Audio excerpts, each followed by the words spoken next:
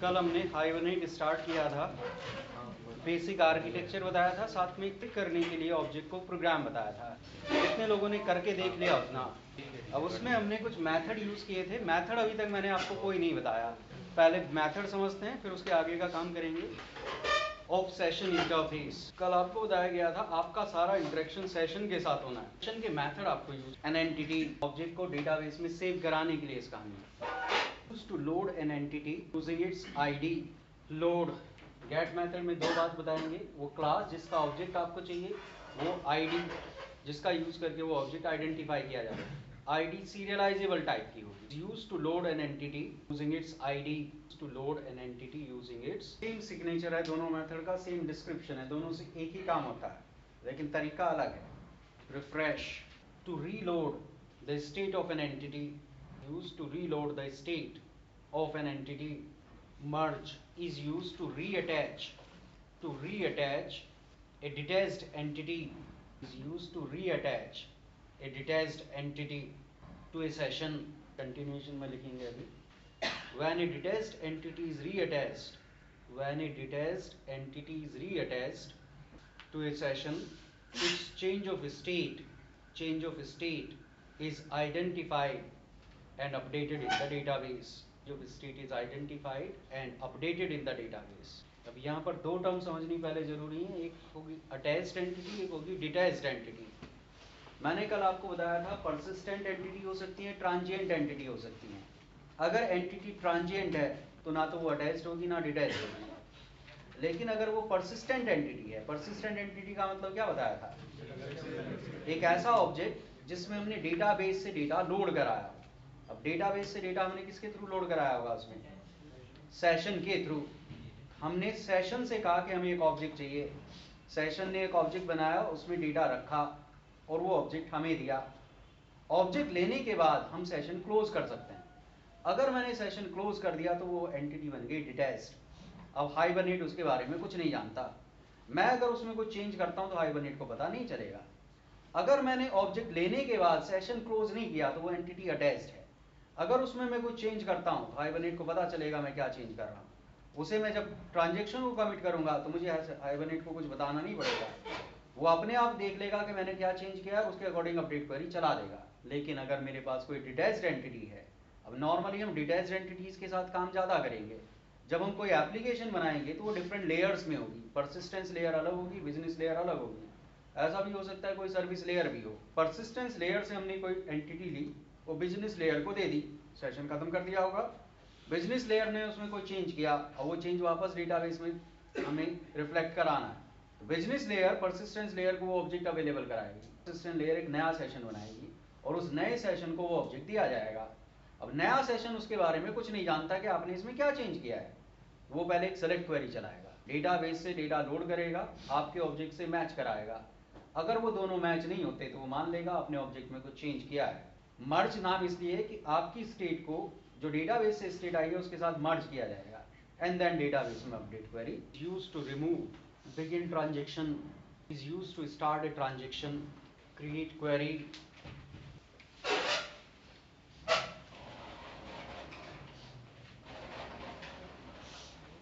is used to obtain a query object,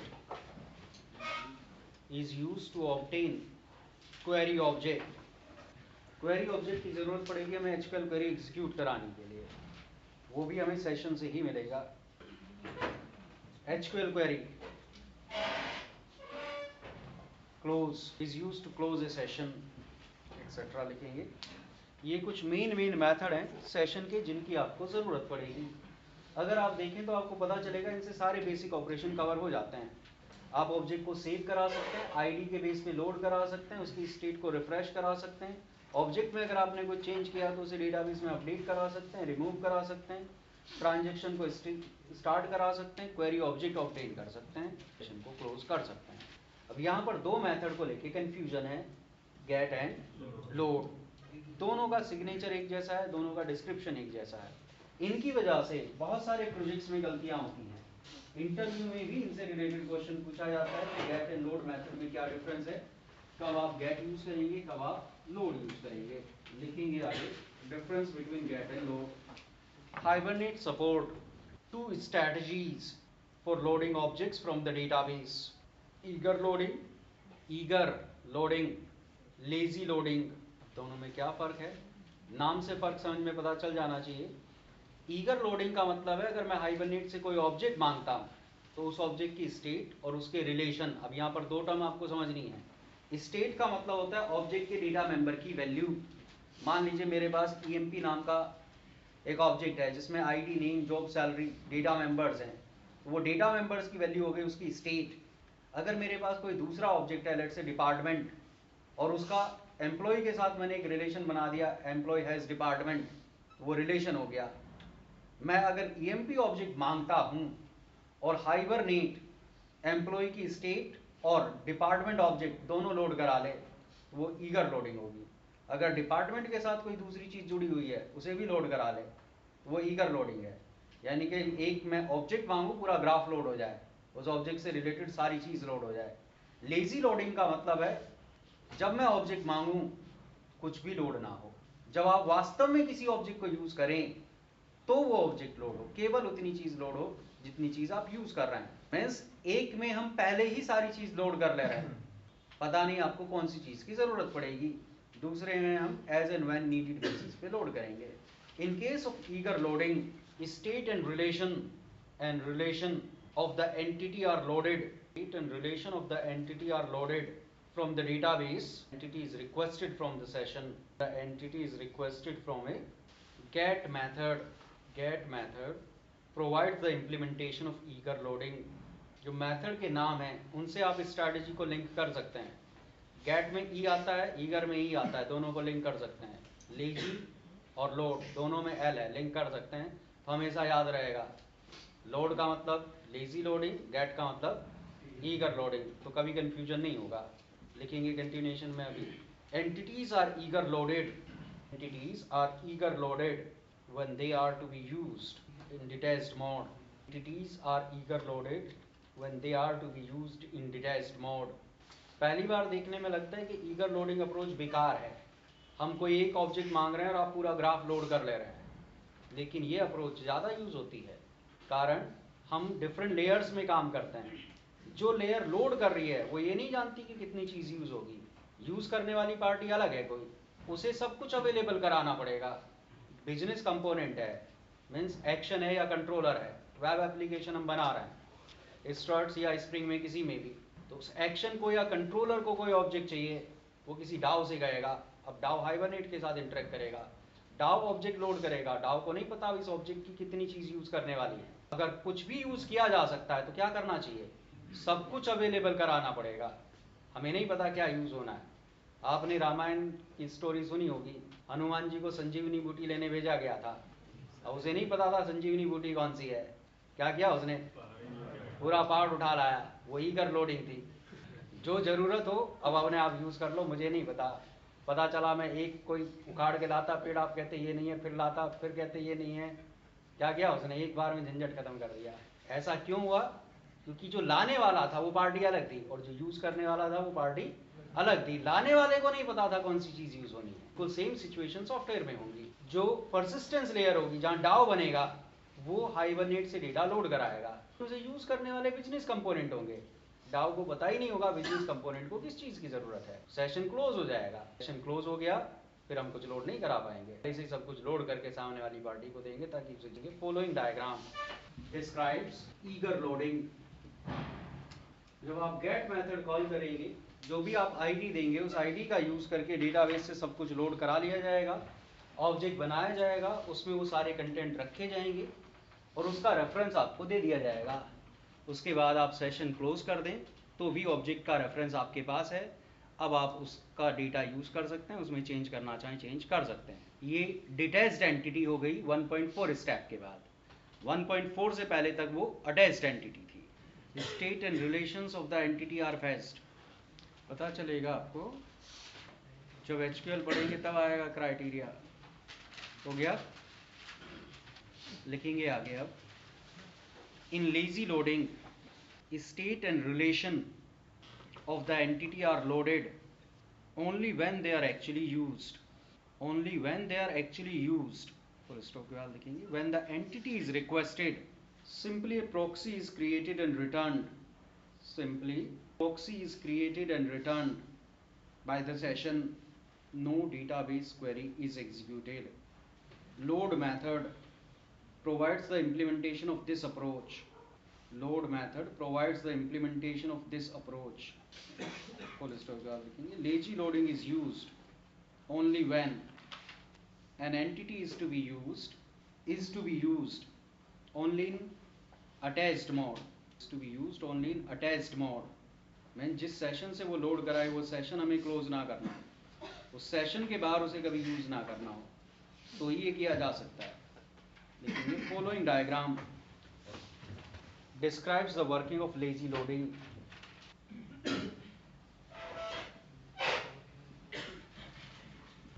यहाँ पर देखिएगा अंतर आपको पता चलेगा. जब हमने गेट मेथड कॉल किया था सीधे डेटाबेस से वो चीज लोड करा दी गई थी. लोड मेथड अगर हम इन्वोक करते हैं तो डेटाबेस में कोई इंटरेक्शन नहीं होगा. ये भी नहीं देखा जाएगा कि आपने वैलिड आईडी ली है कि इनवैलिड आईडी ली है. सिंपल एक प्रॉक्सी ऑब्जेक्ट बनाया जाएगा और उसका रेफरेंस आपको दे दिया जाएगा. अब अगर आप सेशन क्लोज कर देते हैं फिर कुछ नहीं कर पाएंगे. देखिए ये एक प्रॉक्सी है जिसमें कोई डेटा नहीं है. ये पूरी तरह से सेशन के ऊपर डिपेंड करता है डेटा फीड कराने के लिए. आपको जब ये ऑब्जेक्ट मिलेगा आप इसे एक्चुअल ऑब्जेक्ट मानते हुए इसके ऊपर कोई गेटर मेथड कॉल करेंगे, या तो वैल्यू फैच करने के लिए या कोई रिलेशन फैच करने के लिए. जैसे ही आप इससे डेटा मांगेंगे इसके पास कुछ भी डेटा नहीं है. ये तुरंत सेशन से कहेगा मुझसे ये चीज मांगी जा रही है, मुझे बताओ कहाँ से लाके मैं दूं. अब अगर इससे स्टेट मांगी जा रही है तो केवल स्टेट लोड होंगी. मीन्स अगर आपने नेम मांगा तो केवल नेम नहीं आएगा, नेम जॉब सैलरी तीनों चीज आ जाएंगी एक स्टेट के केस में. अगर आप इससे मांगते हैं डिपार्टमेंट तो डिपार्टमेंट ऑब्जेक्ट केवल लोड होगा, लेकिन डिपार्टमेंट के पास अगर कोई दूसरा ऑब्जेक्ट का रेफरेंस हुआ तो वो लोड नहीं होगा. स्टेट लोड होगी, एक ऑब्जेक्ट बनाया जाएगा, उसमें वो डेटा रख दिया जाएगा, उसका रेफरेंस इसे दे दिया जाएगा. अब ये उससे वो चीज मांगेगा जो आपने इससे मांगी थी, जिससे ये अवेलेबल कराएगा, ये आपको available. Requested state or relations of the entity is loaded. Some state or relation is requested from the proxy. हो गया. जब आप इस प्रॉक्सी के साथ अपना सारा काम निपटा लेंगे, अगर आपने पीछे से सेशन क्लोज कर दिया तो फिर प्रॉक्सी इनिशियलाइजेशन एक्सेप्शन आएगा जब भी उससे कोई नई चीज़ मांगेंगे जो लोड नहीं हुई अभी उसमें. हो गया. कितने लोग नोट कर रहे हैं अभी? हो गया. दो डिफरेंस होते हैं गेट एंड लोड मेथड में. एक आपको बता दिया गया, एक अप्रोच का डिफरेंस है. एक मेथड ईगर लोडिंग अप्रोच के ऊपर बनाया गया है, दूसरा लेजी लोडिंग अप्रोच के ऊपर बनाया गया है. दूसरा डिफरेंस है उस चीज़ को लेके अगर आप एक ऐसी आईडी दें जो एग्जिस्ट ना करती हो. एक मेथड नल रिटर्न करेगा, एक मेथड एक्सेप्शन थ्रो करेगा. अब वो अभी प्रैक्टिकली दिखाते हैं आपको कौन सा क्या करेगा.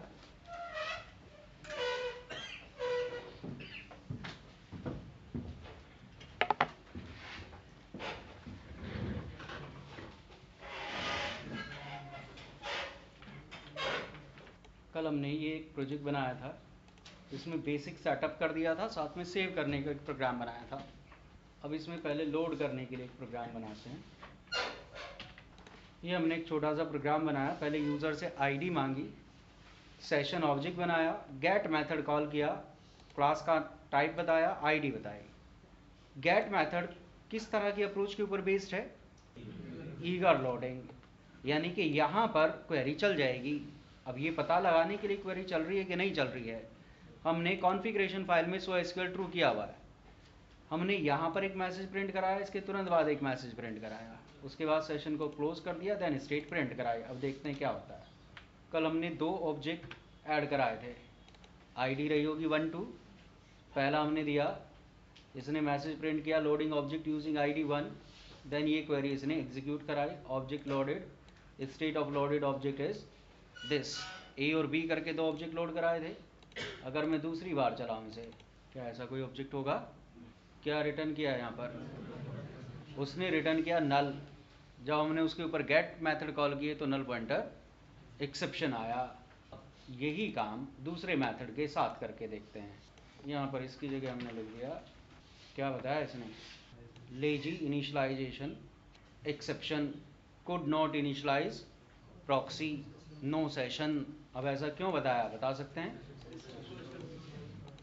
हमने यहाँ पर लोड मेथड कॉल किया, इससे केवल एक प्रॉक्सी बना। हमने मान लिया कि हमें ऑब्जेक्ट मिल गया है। हमें क्या मिला? प्रॉक्सी। हमने सेशन को क्लोज कर दिया, जो फीडर था वो हटा दिया। उसके बाद अब हम ऑब्जेक्ट से प्रॉक्सी से डेटा मांग रहे हैं। प्रॉक्सी सेशन से मांगेगा, सेशन है नहीं, इसलिए एक्सेप्शन आ गया है। अब अगर इस सेशन को मैं यहाँ क्लोज करूँ, अब देखते हैं क्या होता है। यहाँ हमने प्रिंट कर चुके हैं ऑब्जेक्ट लोडेड। हमारे हिसाब से क्वेरी वहाँ चल जानी चाहिए थी। क्वेरी चली कहाँ वास्तव में? जब आपने उसके ऊपर कोई गेटर मेथड कॉल किया। अगर आप वो गेटर मेथड कॉल नहीं करेंगे, क्वेरी नहीं चलेगी। मीन्स अगर मैं ये स्टेटमेंट कमेंट बना दूँ, मैं इस ऑब्जेक्ट से कोई डेटा मांग ही नहीं रहा हूँ। अब देखिए क्या होता है। कोई क्वेरी चली, सेलेक्ट क्वेरी है कहीं। अगर इसकी जगह मैं गेट मेथड यूज़ करता हूँ, उसे फ़र्क नहीं पड़ता कि आप यूज़ कर रहे हैं नहीं कर रहे हैं, वो लोड कर देगा पहली बार में ही डेटा। सेलेक्ट क्वेरी चल चुकी है, डेटा लोड हो गया। अब आप उसे यूज़ करें ना करें, उसे उससे कोई मतलब नहीं है। समझ आ रहा है डिफरेंस? एक और डिफरेंस देख लेते हैं। हमने इस केस में इनवैलिड आईडी डाल के देख ली थी, नल आया था। अब लोड के केस में देखिए, नीचे वाली चीज़ अनकमेंट कर देते हैं। ये बीच वाली लाइट और पीछे वाली लाइट ऑन कर लीजिए। सारी लाइट बंद कर दी आपने। क्या कहा जा रहा है? Object not found exception. ये भी लिखेंगे पहले, बाद में प्रोग्राम नोट करेंगे। बीच वाली लाइट ऑन कर लीजिए, इसे रहने दीजिए। लिखेंगे another difference between get and load method is that get method returns null object for the given id is not found in the database। full stop के बाद लिखेंगे load method object not found exception in such a case। एक null return करेगा, एक object not found exception throw करेगा। अब आप ये प्रोग्राम नोट कर सकते हैं, इससे आपको पता चलेगा क्या ईगर लोडिंग है, क्या लेजी लोडिंग है। एक बार एक चीज़ को कमेंट करेंगे, दूसरी बार दूसरी चीज़ को कमेंट करके देखेंगे। अगर आपने सो एसक्यूएल ट्रू करके रखा हुआ है तो आपको पता चल जाएगा क्वेरी कहाँ एग्जीक्यूट हो रही है। क्यों आया था वो बता सकते हैं? आपने यहाँ से इनवैलिड आईडी दी तो इसने क्या रिटर्न किया? नल। अब इसका यूज़ करके मैंने मेथड कॉल किया हुआ है, एक ऐसा रेफरेंस वेरिएबल जिसमें नल हो। अगर उसका यूज़ करके मैं कुछ करूँ तो क्या होगा? तो वो नल पॉइंटर एक्सेप्शन गेट ने नहीं दिया हमें।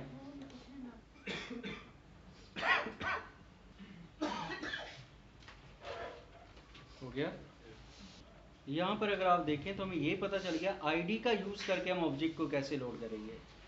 हमेशा हमें ऑब्जेक्ट्स की आईडी नहीं पता होगी, या हमेशा हम केवल आईडी के बेस पे ऑब्जेक्ट लोड नहीं करेंगे। अगर मुझे सारे ऑब्जेक्ट लोड करने हो तो ये अप्रोच काम नहीं आएगी। या फिर मुझे सभी मैनेजर्स के ऑब्जेक्ट लोड करने हो, या उन लोगों के ऑब्जेक्ट लोड करने हो जिनकी स्पेसिफिक सैलरी हो, उस केस में फिर एचक्यूएल का यूज़ होगा। वो अलग से हम लास्ट में पढ़ेंगे। उसके लिए मैं यहाँ पर पहले एक छोटा सा प्रोग्राम बना देता हूँ ताकि सारे एम्प्लॉय हम एक बार देख सकें।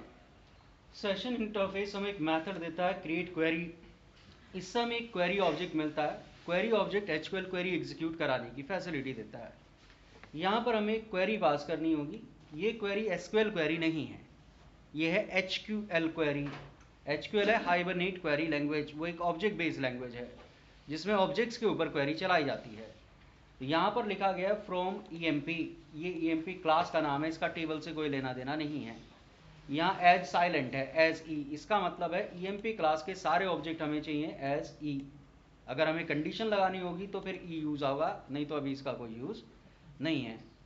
जब हम इसके ऊपर ये लिस्ट मेथड कॉल करेंगे तो ये क्वेरी एग्जीक्यूट कराई जाएगी। सारे ऑब्जेक्ट एक लिस्ट में रख के हमें दे दिए जाएंगे।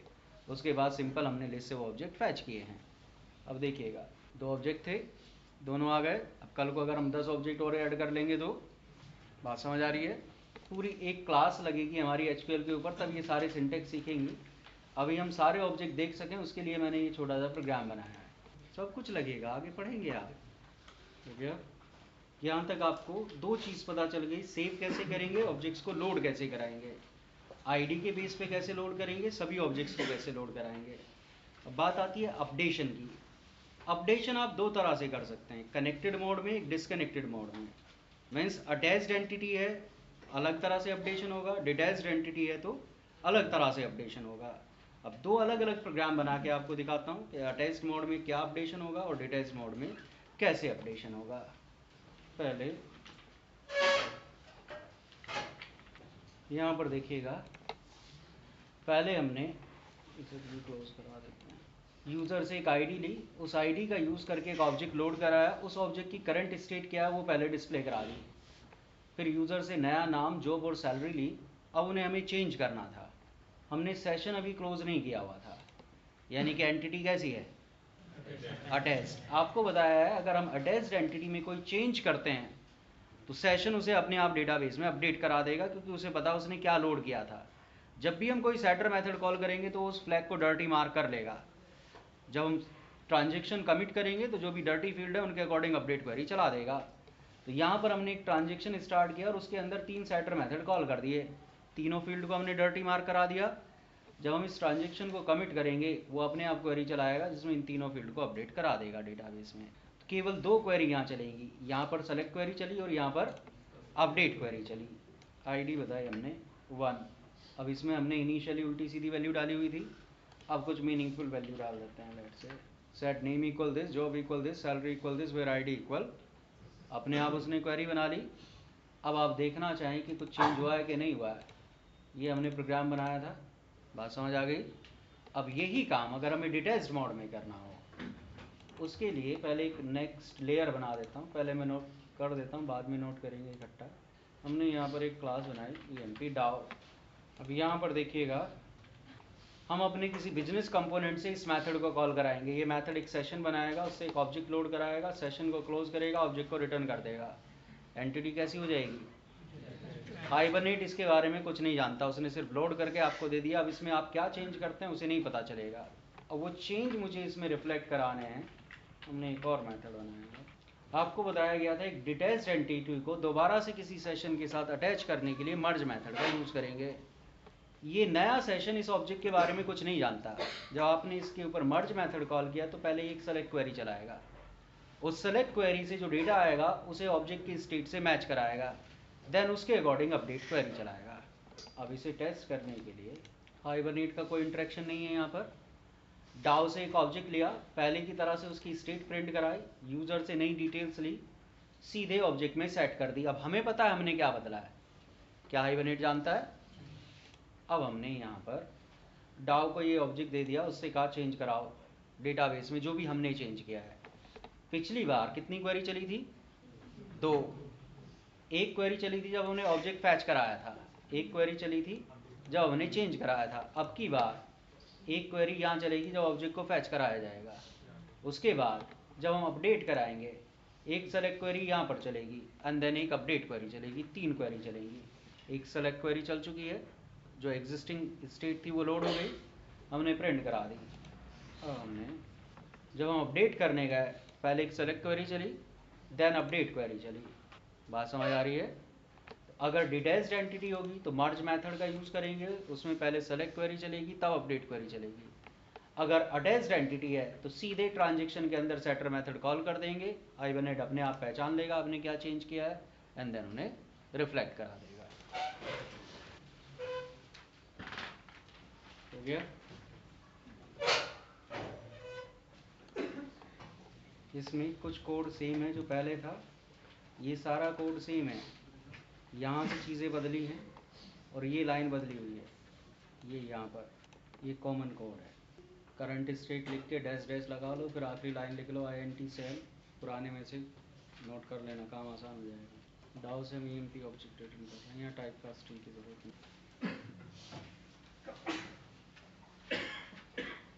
हो गया। 3 बेसिक ऑपरेशन आपको पता चल गए। सेव कैसे कराएंगे एंटिटीज़ को, लोड कैसे करेंगे वो, अपडेट कैसे करेंगे, बात आती है रिमूव कैसे करेंगे। हैं जी, एक एक्स्ट्रा सेलेक्ट क्यों चल रहा है, देर में याद आई आपको, आप बताओ क्यों चल रहा है। नहीं पता आपको। कितने सेशन इन्वॉल्व हैं उसमें, 2 सेशन इन्वॉल्व है। पहले सेशन ने क्या किया, ऑब्जेक्ट लोड करके आपको दे दिया, आपने सेशन को क्लोज कर दिया, हाइबरनेट से कहानी खत्म, ऑब्जेक्ट आप अपने घर लेके चले गए। अब आपने उसमें कुछ चेंज किया और लाके फिर दूसरी पार्टी को दे दिया। दूसरी पार्टी को क्या पता चलेगा आप क्या चेंज करके लाए अपने घर से, जब तक वो पीछे से क्या उठा के दिया गया था वो ना देखे तब तक उसे पता चलेगा कि आपने कुछ चेंज किया है, बिल्कुल भी नहीं चलेगी। समझ आ रही है बात कुछ, उसे नहीं पता आपने क्या चेंज किया है, आप उसे मर्ज करने के लिए दे रहे हैं। मर्ज करने का मतलब आप ये कह रहे हैं कि इसमें मैंने कुछ चेंज किया है, अब देखो क्या चेंज किया है, एंड देन उसे डेटाबेस में सेव कराओ। तो उसने पहले डेटाबेस से स्टेट लोड कराई, आपकी स्टेट से उसे मैच किया, जो भी फ़र्क लगा वो फ़र्क उसने सेव करा दिया। यहाँ लोड करें या गेट करें एक ही बात है, दोनों केस में वो कम से ऑब्जेक्ट को पहले चेक करेगा। हमने पहले आईडी मांगी, सेशन लिया, ऑब्जेक्ट लोड कराया, एंड देन वो ऑब्जेक्ट एक ट्रांजेक्शन के अंदर डिलीट मेथड में पास कर दिया। ऐसा अगर कोई ऑब्जेक्ट होगा तो उसे डिलीट कर दिया जाएगा। वो पहले चेक कर लिया जाएगा सेलेक्ट क्वेरी से कि ऑब्जेक्ट एग्जिस्ट करता है कि नहीं करता है। इससे पहले एक दूसरा प्रोग्राम चला दे। अभी हमारे पास 2 रिकॉर्ड थे, 2 रिकॉर्ड और सेव करा देते हैं। 2 रिकॉर्ड और सेव हो गए, टोटल 4 रिकॉर्ड हो गए हमारे पास। अब ये 4th वाला रिकॉर्ड मुझे डिलीट कराना है। अब मैंने आईडी डाली, इसने पहले एक सेलेक्ट क्वेरी चलाई, देन डिलीट क्वेरी चला दी। अब दोबारा से क्वेरी टैग चलाते हैं, कितने रिकॉर्ड बचे, बात समझ आई कुछ, नोट कर सकते हैं। तो वो डाउ का मेथड था, वहाँ भी सेशन बन के ऑब्जेक्ट लोड होता है। पहले सेलेक्ट क्वेरी चलेगी, हम एंटिटी को रिमूव करा रहे हैं, जब तक एंटिटी नहीं होगी रिमूव नहीं होगी। पहले हमारे पास एंटिटी होनी चाहिए, नहीं आपने एंटिटी दी ना, उस एंटिटी को रिमूव किया जाएगा। क्यों डिलीट कर देगा उसको? यूनिक आईडी तो आईडी पे चेक करेगा, उसे पता है ऑब्जेक्ट उसने लोड किया है, मीन्स वो एंटिटी एग्जिस्ट करती है। अगर आप एक ट्रांजिएंट एंटिटी बना रहे हैं, आपने कहा मैंने अपनी तरफ से एक ऑब्जेक्ट बनाया, उसमें आईडी रखी, बाकी कुछ डेटा मेंबर में वैल्यू रखी नहीं रखी उससे मतलब नहीं है, वो ऑब्जेक्ट मैंने उसे दिया, वो पहले क्या चेक करेगा, ये एग्जिस्ट करता है कि नहीं करता। वो पहले सेलेक्ट क्वेरी चलाएगा, एग्जिस्ट करता होगा तो रिमूव करेगा। यही कॉन्सेप्ट आपको समझना है। परसिस्टेंट एंटिटी रिमूव की जा सकती है, ट्रांजिएंट एंटिटी रिमूव नहीं की जा सकती, क्योंकि वो डेटाबेस में एग्जिस्ट ही नहीं करती। अब यहाँ पर एक छोटी सी चीज़ बच जाती है, मैंने आपको चारों बेसिक ऑपरेशन परफॉर्म करके दिखा दिए। कई बार हम मल्टी थ्रेडेड एप्लीकेशंस यूज़ करते हैं, जैसे अगर हम कोई भी वेब एप्लीकेशन बनाएं तो बाय डिफ़ॉल्ट कैसी है वो, मल्टी थ्रेडेड, पर रिक्वेस्ट आएगी एक थ्रेड बन जाएगा। अब ऐसी मल्टी थ्रेडेड एप्लीकेशन में ऐसा हो सकता है कि एक साथ एक से ज़्यादा थ्रेड एक ही ऑब्जेक्ट का यूज़ करें, यानी कि सेम रिकॉर्ड को यूज़ करने वाले हों। अब एक ऑब्जेक्ट ने डेटा लोड कराया, इससे पहले कि वो उसकी वैल्यू को प्रिंट कर पाता, बैकग्राउंड में किसी दूसरे थ्रेड ने वो वैल्यू बदल दी, तो जब आपने प्रिंट करी वो वैल्यू आउटडेटेड हो गई। हो सकता है ऐसा या नहीं हो सकता? तो ऐसे केस के लिए आपके पास रिफ्रेश मेथड है। अगर आपने एंटिटी लोड करा ली और आपको लगता है मल्टी थ्रेडेड एप्लीकेशन है, इससे पहले कि आप यूज़ करें कोई दूसरा चेंज कर पा रहा है, तो आप पहले उसे रिफ्रेश करें देन प्रिंट करें। एक छोटे से एग्जाम्पल से समझते हैं।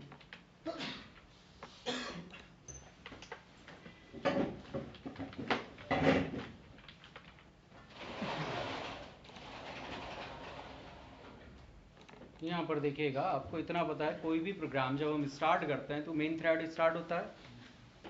जैसे ही मेन मेथड स्टार्ट होगा हम प्रिंट करेंगे main thread started. Main thread से हमने एक सेशन लिया, उस सेशन से 3 आईडी वाला ऑब्जेक्ट लोड कराया। कैसी लोडिंग कराई हमने, ईगर लोडिंग, उसकी सारी स्टेट लोड हो गई होगी। अब इससे पहले कि हम इसकी वैल्यू प्रिंट कराते, हमने यहाँ पर एक नया थ्रेड स्टार्ट कराया। यहाँ थ्रेड बनाने के लिए मैंने अनोनिमस इनर क्लास का यूज़ किया है। यहाँ से लेके यहाँ तक एक अनोनिमस इनर क्लास है जो थ्रेड क्लास को एक्सटेंड करती है, रन मेथड डिफाइन करती है। थ्रेड क्लास का ऑब्जेक्ट आ गया यहाँ पर, उस ऑब्जेक्ट के ऊपर स्टार्ट मेथड कॉल किया। स्टार्ट मेथड कॉल करने से क्या होगा, नया thread ready to run state में आ जाएगा। रनिंग स्टेट में अभी कौन है, मेन थ्रेड। ये कोड तब तक एग्जीक्यूट नहीं होगा जब तक नया थ्रेड रनिंग स्टेट में नहीं आएगा। हमने यहाँ पर पहले मैसेज प्रिंट किया suspending main thread, main thread को 1 सेकंड के लिए रोक दिया। जैसे ही मेन थ्रेड रुकेगा वो नए थ्रेड को रेडी टू रन स्टेट में ला चुका था, ये रनिंग स्टेट में आ जाएगा। अब इसने अपना एक अलग सेशन लिया, ये थ्रेड अलग है, मेन थ्रेड अलग है, उसका सेशन अलग है, इसका सेशन अलग है। इसने भी वही ऑब्जेक्ट लोड कराया और उसकी वैल्यूज़ बदल दी, कमिट करके ट्रांजेक्शन खत्म कर दिया। 1 सेकंड से कम समय में ये काम हो जाएगा। जब 1 सेकंड बाद ये रिज्यूम करेगा, इसने जो ऑब्जेक्ट लोड कराया था ये उसकी वैल्यू प्रिंट करेगा। जो 3 आईडी वाला ऑब्जेक्ट है, अभी अगर आप उसमें देखें तो उसमें AX और जो भी वैल्यू है वो है, ये प्रिंट करेगा वही वैल्यू AX, जबकि वो वैल्यू यहाँ पर कभी की बदल चुकी है। समझ आ रही है बात? नए थ्रेड ने वैल्यू अपडेट कर दी, यहाँ पर अपडेट क्वेरी चल चुकी है। ये क्या प्रिंट कर रहा है अभी भी AX 5000। अगर आप डेटाबेस में देखें वैल्यू तो 3 ID वाले रिकॉर्ड की वैल्यू AX नहीं है, वो वैल्यू बदल गई है। समझ आ रहा है दिक्कत क्या है? जब आपको लगता है कि जहाँ आपने लोड किया था ऑब्जेक्ट और जहाँ आप उसे यूज़ कर रहे हैं उसके बीच में अगर उसमें कोई चेंज हो सकता है तो क्या करना चाहिए आपको? कुछ अलग बदल देते हैं, रवि की जगह लेट से जब ये पहली बार लोड करेगा तो रवि CO 99,000 लोड करेगा, उसके बाद ये उसे बदल के रमन CFO कर देगा। यहाँ पर जब हम प्रिंट करेंगे, प्रिंट करने से पहले हम क्या कर रहे हैं? एक प्रिंट क्या करेगा, क्या प्रिंट किया है इसने, समझ आई बात? दोबारा से उसने अपनी सेलेक्ट क्वेरी चला दी रिफ़्रेश मेथड की वजह से। जहाँ कहीं भी मल्टी थ्रेडेड एप्लीकेशन होंगी वहाँ पर आप रिफ़्रेश मेथड का यूज़ कर सकते हैं। एक बार कर लेंगे, एक बार आपने प्रिंट करा ली उसके बाद यूज़ करना है। फिर कॉन्सेप्ट समझो, एग्जाम्पल इंपॉर्टेंट नहीं है, कॉन्सेप्ट इंपॉर्टेंट है। इस एग्जाम्पल को आप सही कर सकते हो लेकिन इस प्रॉब्लम को सही नहीं कर सकते हमेशा। लोड मेथड में भी जहां आपने एक बार गेट मेथड कॉल किया, स्टेट लोड हो गई, उसके बाद चेंज हो गया, फिर क्यों उठाएगा? आपने एक बार गेटर मेथड कॉल किया, गेट नेम, उसने डेटाबेस से लोड करके टारगेट ऑब्जेक्ट दे दिया उसे। अब वो टारगेट से मांगेगा कि डेटाबेस से लाएगा? टारगेट में लोड हो चुका है। अब जब कोई ऐसी चीज़ मांगेंगे जो लोड नहीं हुई तब दोबारा क्वेरी चलेगी। जो चीज़ आपने पहले मांग ली अब वो वहीं से मिलती रहेगी आपको। कैसे कर लेते? सेशन का स्कोप क्या है?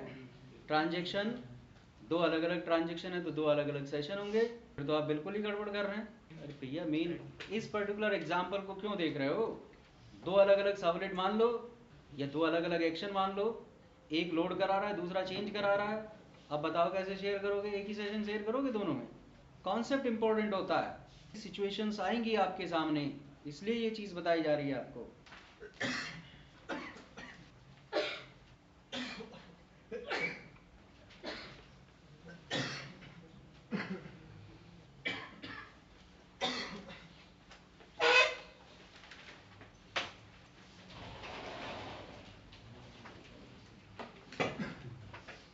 हो गया? यहाँ तक आपको सारे बेसिक ऑपरेशन पता चल गए। सेव कैसे करेंगे, अपडेट कैसे करेंगे, लोड कैसे करेंगे, डिलीट कैसे करेंगे, रिफ्रेश कैसे करेंगे। यहाँ से वास्तव में अब हाइबरनेट स्टार्ट होगा। नेक्स्ट क्लास में हम पहले पढ़ेंगे इजे मैपिंग। हाँ जी, अभी हाइबरनेट खत्म हो गया? अगर खत्म होने के बाद हम ना बताएंगे तो पूछना, अभी तो चीज़ें शुरू हुई हैं। पढ़ के आएंगे। रेफरेंस के लिए मैं बता देता हूँ, professional hibernate soft copy download कर सकते हैं, हार्ड कॉपी परचेज कर सकते हैं, आपकी मर्जी है। प्रोफेशनल हाइबरनेट बुक पढ़ के आएंगे। इजे मैपिंग, उसमें इनहेरिटेंस मैपिंग पढ़ के आएंगे। नेक्स्ट सैटरडे में हम पहले इनहेरिटेंस मैपिंग पढ़ेंगे, वो एक दिन में केवल खत्म हो जाएगा। उसके बाद फिर हैज़ ए मैपिंग में 4 क्लास लगेंगी, वो मेन चीज़ होगी।